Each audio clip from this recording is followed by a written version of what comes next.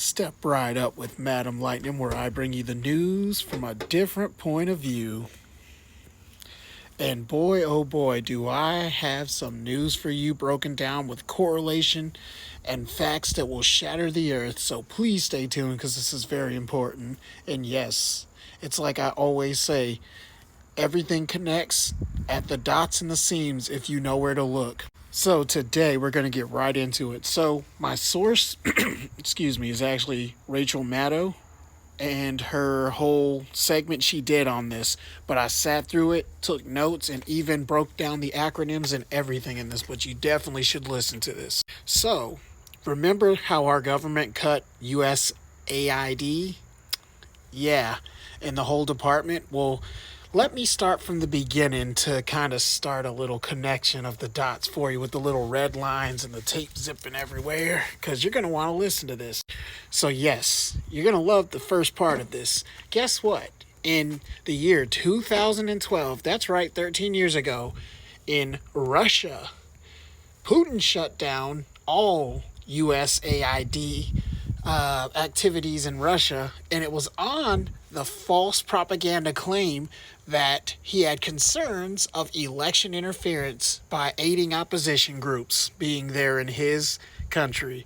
And guess what? At the time, yes, the Kremlin / Vladimir Putin made this claim. So imagine that, because, yeah, you're about to see how the story shakes the very foundation of how your mind works and gets all those gears clicking and turning. And if any MAGA fall upon this, you should pay attention too. Maybe you could learn something, maybe increase your IQ by even 1 point, because you definitely should listen, because we're trying to tell you everything that has happened or is happening.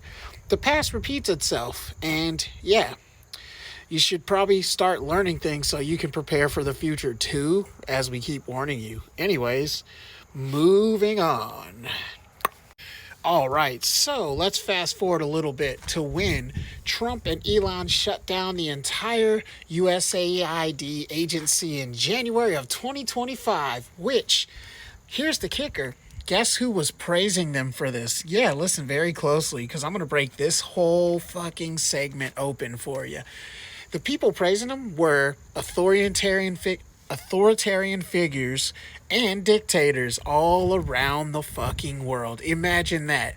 You know you're doing something wrong as a fucking world leader if all the dictators and authoritarian figures from other countries are saying you're doing a good job. And here's one of the quotes by Putin himself. He said it was a smart move.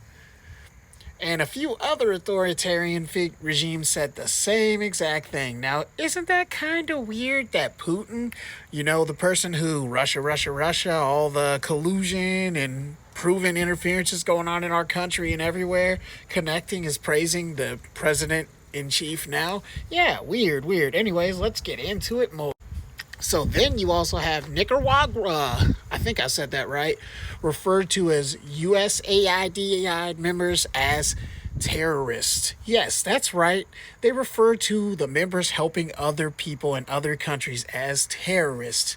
Here's another one. The Venezuelan minister announced plans to investigate the agency with claims that the USAID was paid by opposition to interfere in their area too.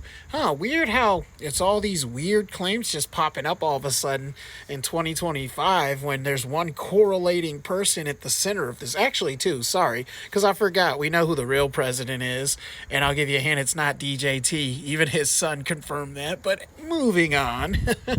Here is where it's gonna get pretty fucking scary and serious, so pay close attention to what I'm about to tell you.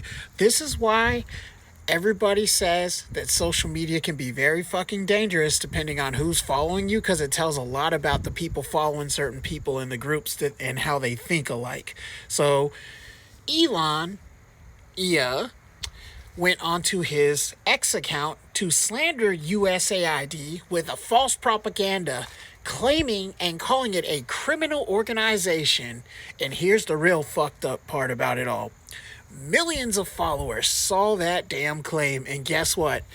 The trickle effect starts right now in 3, 2, 1. Alakazam! Alright, so here we go. First, I'm going to break this part down.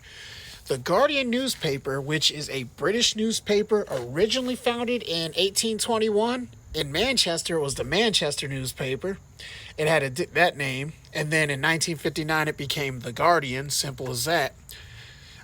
But here's some facts you should know for the more you know, because it makes sense this way. They are also a part of Scott Trust Limited. So the trust was created in 1936, and I'll tell you why it's important, because it's kind of like how journalism worked in America around the 60s. In 1964, in one of my videos, I even talked about it, but you'll get it. Where they actually were created to secure financial and editorial independence of The Guardian, while also safeguarding journalistic freedom and liberal values of The Guardian, free from political interference and other entities. So yeah, you see where I'm going with this? They had to create something to protect themselves from being interfered with outside people with the truths that they put out in the research. So moving forward, in 2008, they even had a constitutional protection put into place so that they could remain the way they are without being meddled with, to keep the truth out there while investigating their journalistic rights. All right, moving forward on. All right, so The Guardian actually wrote an article about how authoritarians and dictators were gathering over the plan of destroying USAID. And here's the worst part. They were demanding data on grant recipients from Elon directly. Listen to that. The fucking man who has all of our fucking information and is hacking all of our systems had the fucking information that he could easily leak, which, in case you weren't aware, remember all those accusations even before DJT1, where they were talking about how he was basically a mule and constantly talking to Putin, and he had all those secret conversations he was still having with Putin with his government contracts he had with us? Yeah, this is why it gets fucking scary, because this is a lot about Russia and the shit that's involved in it. So stay tuned, because you need to listen to this. But back to the main point. These dictators and authoritarian people trickled down. They started saying they wanted to demand the data directly from Elon himself so that they could threaten the recipients and do investigations and possible, worst if not anything, prison time for them for just being part of an organization trying to help other countries better themselves. How fucked up is that? How fucked up is that? And it gets better. Here we go. So you see, the problem is everybody who is authoritarian saw Trump as an ally now. So that's where it's really fucking scary, because we're already in our country accusing this man of this shit right now because of all the crazy shit he's doing that is un-American and against our Constitution. They see him as their fucking hero basically right now in the roadmap. And plus, we all know he owes Putin some favors now. Just saying. So here's another trickle effect of that little tweet that Elon did. Georgia, the country, not the state, opened up a case mysteriously against the USAID, saying that America-backed organizations were allegedly a coordinated attack against their people. Here's another one. Slovakia's prime minister reached out to Musk asking for him to share the info about the NGO, which is non-government organizations and media and individual journalists who have been in his country. See the fucked up part when he has all that information? Here's another one. Russia and the Duma speaker requested a list of the people who received funding from USAID, forcing them to publicly confess is his goal and repent on the Red Square, whatever the hell that means. But here's another fucked up thing. Since Elon made that criminal organization claim, yeah, they think that the name should be provided and that Congress should send them that list and turn them over to the FSB. Now, you want to know what the fuck that is? Because I'm about to tell you. The FSB is the Federal Security Service, also known as the Russian Security Agency, which is the successor to the Soviet KGB. Holy shit. Yeah, that's pretty fucking scary shit now, isn't it? Now, The Guardian had a quote that even said that they were referring to this as Trump pulling the Afghan withdrawal effect, meaning pulling from them when all these nations really need them for aid.